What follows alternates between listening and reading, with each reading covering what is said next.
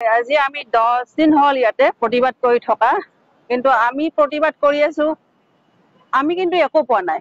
মাত্ৰ আমাক সাধাৰণ অলপ ক্ষতিপূৰণ দিছে 1 লাখ 5 লাখ, সেইখিনি নগণ্য। কিন্তু এতিয়া আমি যুঁজি আছো আমাৰ মাটিৰ কাৰণে। আমাক মাটি নিদিয়ে, আমাৰ একথা থাকিবলৈ ঘৰ নাই, এটা ঘৰ নাই, সব কাঢ়ি ল'লে চৰকাৰখনে। এতিয়া আমি মানে এতিয়া বিদেশীক মানে এতিয়া কি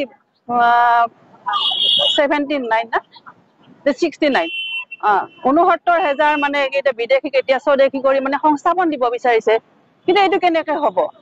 আমি যদি থাকিবলৈ, আমি খিলঞ্জীয়া হয়, আমি থাকিবলৈ ঘৰ নাই, একথা মাটি নাই আমাৰ। কিন্তু এতিয়া বেলেগ ইমান হাজাৰ হাজাৰ মানে বিদেশীক আনি কেনেকে সংস্থাপন দিব? সেইটোতো হ'ব নোৱাৰে। আমাক আগতে খিলঞ্জীয়াক দিব লাগিব, তাৰপিছত চৰকাৰে যিটো চিন্তা কৰে সেইটো আমাৰ ক'বলগীয়া নাই। কিন্তু আমি বিদেশীক মানে স্বদেশী হ'বলৈ নিদিওঁ। আৰু আদানী আম্বানী কথা এতিয়া হাজাৰ বিষয়ে এই উচ্ছেদ কৰিছে, উচ্ছেদ কৰি আদানী আম্বানীক দিম বুলি কৈছে।